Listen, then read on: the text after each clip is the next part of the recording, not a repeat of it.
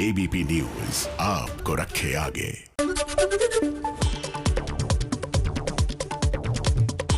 किसान आंदोलन का 29वां दिन आज। संशोधन की मांग खारिज कर कानून वापस लेने की मांग पर अड़े किसान। सरकार की बातचीत के ऑफर को ठुकराया। सरकार से बातचीत को तैयार नहीं किसान। बोले फिलहाल सरकार के साथ बैठक का मन नहीं है। किसानों ने सरकार से ठोस प्रस्ताव भेजने के लिए कहा।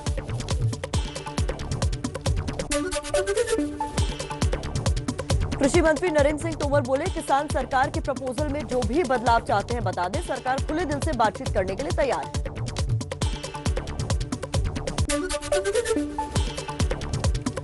CNRI नाम की संस्था का दावा। कृषि कानूनों के समर्थन में 3 लाख से ज्यादा किसानों के हस्ताक्षर सरकार को सौंपे गए।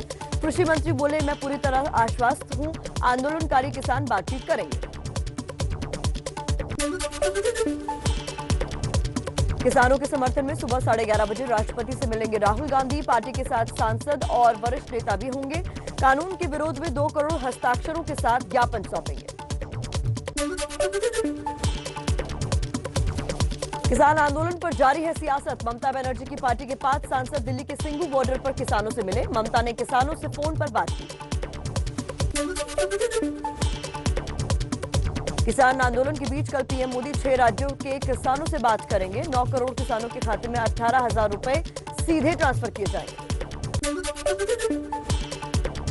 हरियाणा के फतेहाबाद की अनाज मंडी में हजारों किसानों का जमावड़ा। किसानों पर दर्ज केस वापस लेने की मांग और दिल्ली बॉर्डर पर आंदोलन तेज करने के लिए बुलाया गया सम्मेलन। किसानों के समर्थन में उतरे नवजोत सिंह सिद्धू। बोले किसान एक ज्वालामुखी हैं, चाहे मिले या ना मिले लेकिन हमेशा किसानों के साथ। किसान आंदोलन पर बीजेपी का विपक्ष पर हमला। कहा विपक्ष किसानों के कंधे पर बंदूक रखकर चला रहा है। बंगाल में लेफ्ट ने एपीएमसी एक्ट के तहत किसानों को सालों तक लूटा। किसान कानून के फायदे समझाने के अभियान में पंजाब बीजेपी की हुई भारी किरकिरी। फेसबुक पर एक पोस्टर में लगाई कानून के विरोध में धरने पर बैठे किसान की तस्वीर। पोस्टर में लगी किसान हरप्रीत सिंह की तस्वीर पर बीजेपी की सफाई। पंजाब के बीजेपी अध्यक्ष बोले हमारे आईटी सेल से चूक हुई, वो तस्वीर हटा दी गई।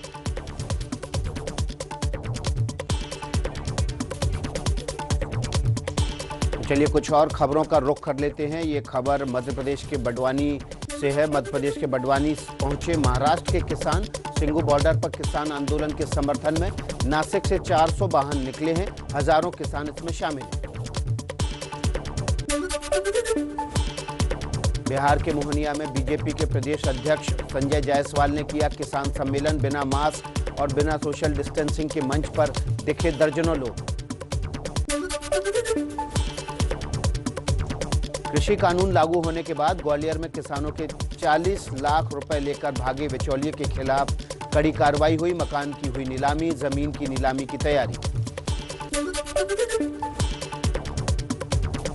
पीएम मोदी आज विश्व भारती विश्वविद्यालय के शताब्दी समारोह को करेंगे संबोधित। गुरुदेव रविंद्रनाथ टैगोर ने 100 साल पहले की थी शांति निकेतन की स्थापना।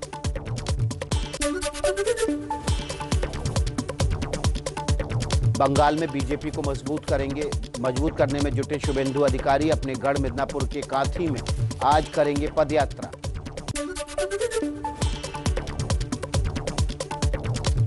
पश्चिम बंगाल के रामनगर में बीजेपी टीएमसी कार्यकर्ताओं की भिड़ंत में 10 से 12 लोग घायल। बीजेपी का आरोप रैली के दौरान टीएमसी कार्यकर्ताओं ने किया था हमला।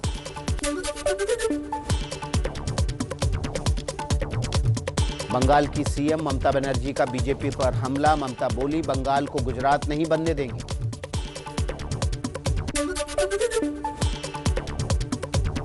पश्चिम बंगाल बीजेपी प्रमुख दिलीप घोष ने टीएमसी को बताया कोविड-19 से भी खतरनाक वायरस। कहा विधानसभा चुनाव में इसे खत्म करने के लिए बीजेपी टीके का काम करेगी।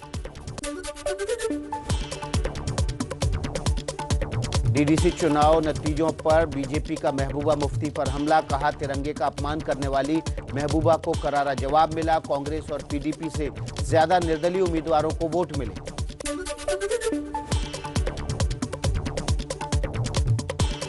जम्मू कश्मीर में डीडीसी चुनाव के नतीजों के बाद फारूक अब्दुल्ला का बीजेपी पर निशाना। बोले मुझे कोई डरा नहीं सकता, मैं शेर कश्मीर का बेटा हूं। जम्मू कश्मीर में बीजेपी को महबूबा मुफ्ती की चुनौती, कहा मुझसे लड़ना है तो राजनीतिक लड़ाई लड़ो, सीबीआई, एनआईए, ईडी की लड़ाई मत लड़ो। जम्मू कश्मीर के गांदरबल में सुरक्षा बलों पर आतंकी हमला, सीआरपीएफ के 3 जवान घायल हुए। आतंकियों ने जवानों के बंकर पर ग्रेनेड से हमला किया था। अवंतीपोरा में सुरक्षा बलों ने आतंकवादियों की मदद करने वाले एक नेटवर्क का भांडाफोड़ किया। जैश ए मोहम्मद का मददगार गिरफ्तार, विस्फोटक और आपत्तिजनक सामग्री बरामद। विदेश की कुछ खबरें भी आपके लिए लेकर आए हैं फटाफट अंदाज में। पिछले हफ्ते चीन की घुसपैठ की नाकाम कोशिश के बाद चीन बॉर्डर पर पहुंचे army chief general Naravane. Forward post पर कमांडर्स के साथ बैठक कर ताजा हालात की जानकारी ली।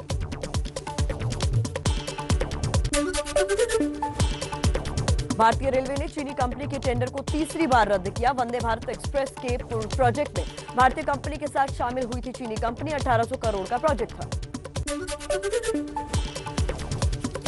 दिल्ली के इंदिरा गांधी एयरपोर्ट से खालिस्तानी आतंकवादी गुरजीत सिंह निज्जर को एनआईए ने गिरफ्तार किया। साइप्रस में रह रहा था गुरजीत सिंह।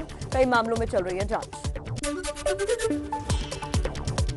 ओडिशा के चांदीपुर में मिसाइल का सफल परीक्षण, जमीन से हवा में वार करेगी मिसाइल। दिल्ली में अवैध कॉलोनियों पर मोदी सरकार का बड़ा फैसला। अवैध कॉलोनियों को नियमित करने की सीमा 2023 तक बढ़ाई गई। 31 दिसंबर को खत्म हो रही थी ये समय सीमा। दिल्ली में सीआईएसएफ के डीएमआरसी यूनिट के 8 डॉग्स आज हो रहे रिटायर। आयोजित की जाएगी विदाई समारोह। कई अधिकारी रहेंगे मौजूद। दिल्ली के मंगोलपुरी में तेज रफ्तार डीटीसी बस ने कई वाहनों को टक्कर मारी। घटना के बाद नाराज लोगों ने बस के शीशे तोड़ डाले, ड्राइवर को पकड़कर पीटा।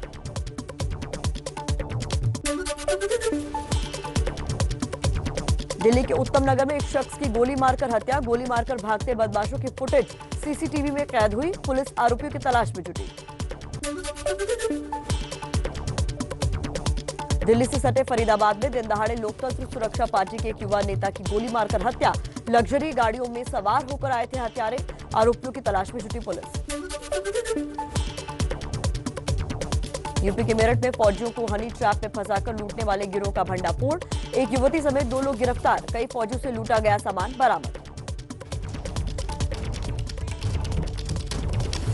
चलिए कुछ और खबरों का रुख कर लेते हैं। ये खबर यूपी के मुजफ्फरनगर से है। यूपी के मुजफ्फरनगर में कार सवार बदमाशों ने बाइक से जा रहे 2 भाइयों पर गोलियां बरसाईं। एक भाई गंभीर रूप से घायल, दूसरे ने भागकर जान बचाई। दोनों पर बीजेपी नेता की हत्या का आरोप।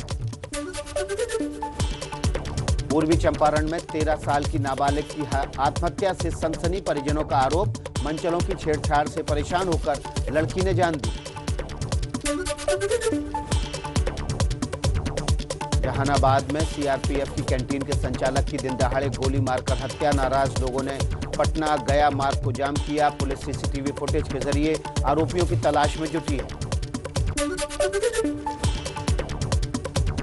राजस्थान के जोधपुर में मामूली बात पर शराब पार्टी में जमकर हुआ झगड़ा। एक दोस्त ने दूसरे की ले ली जान। वारदात सीसीटीवी में कैद हुई।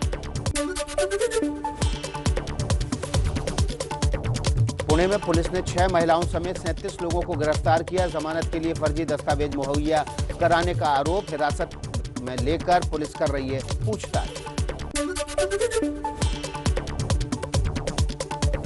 दरभंगा में एक सनकी प्रेमी की करतूत आई सामने। पिस्तौल लहराकर वीडियो के जरिए महिला के पति को जान से मारने की धमकी दी। वीडियो वायरल हुआ।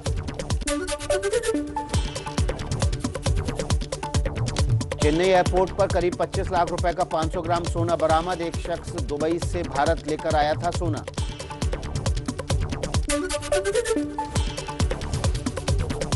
यूपी के एटा से पुलिस ने लव जिहाद के मामले में 14 लोगों को गिरफ्तार कर जेल भेजा। लड़की का अपहरण कर जबरन धर्म परिवर्तन कराने का आरोप।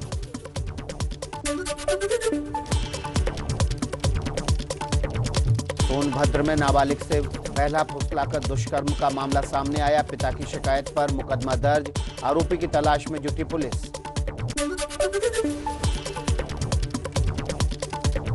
दिल्ली की एक महिला ने पति पर लगाया धर्म परिवर्तन करने के लिए दबाव डालने का आरोप। पुलिस से की शिकायत, कहा ससुर ने रेप करने की कोशिश भी। तो विदेश की कुछ खबरों का रुख कर लेते हैं एक बार फिर से। बात कोरोना की।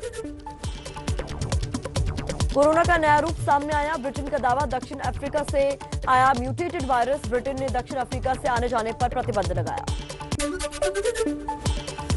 दिल्ली के एलएनजेबी अस्पताल में भर्ती कोरोना वायरस के नए स्ट्रेन का संदिग्ध संक्रमित। अस्पताल के एमडी ने एबीपी न्यूज से कहा, मरीज एसिम्प्टोमेटिक है, टेस्ट रिपोर्ट से पता चलेगा ये नया स्ट्रेन है या नहीं। कोरोना के नए स्ट्रेन को लेकर भारत में तैयारियां तेज। केंद्रीय स्वास्थ्य सचिव ने ब्रिटेन से आए यात्रियों और पॉजिटिव पाए जाने को लेकर 10 राज्यों के स्वास्थ्य सचिवों के साथ बैठक की। देश में कोरोना के एक दिन में करीब 24,000 नए केस सामने आए। केरल में तेजी से बढ़ रहा है संक्रमण। एक दिन में 6,000 से ज्यादा मामले सामने आए। 9 महीने बाद खुला पुरी का जगन्नाथ मंदिर। अभी सिर्फ सेवादारों के परिवार वालों को दर्शन की इजाजत। 26 दिसंबर से आम लोगों के लिए खुलेगा मंदिर। चलिए कुछ और खबरों का रुख कर लेते हैं। ये खबर भी विदेश से जुड़ी हुई है। हिंदू अल्पसंख्यकों पर ज्यादती के गंभीर आरोपों के बीच इमरान सरकार ने इमेज मेकओवर की कवायद तेज की है। पाकिस्तान की राजधानी इस्लामाबाद में भगवान कृष्ण का मंदिर बनाने की अनुमति दी। नेपाल में सियासी उठापटक जारी है। चीन की दखल के बाद केपी शर्मा ओली को हटाया, प्रचंड बने पीएम। नेपाल की कम्युनिस्ट सरकार को बचाने की कोशिश तेज की।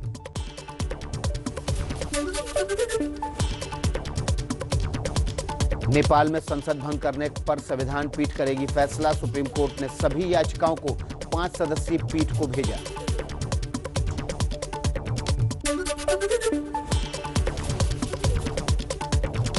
नए साल पर 1 जनवरी से कई कंपनियों की कारें और दोपहिया वाहन हो जाएंगे 1 से 3% तक महंगे। कई कंपनियों ने किया कीमत बढ़ाने का ऐलान।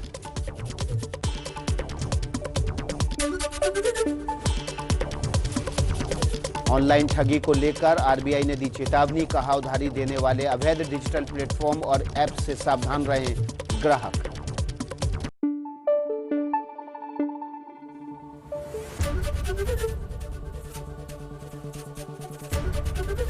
एबीपी न्यूज आपको रखे आगे।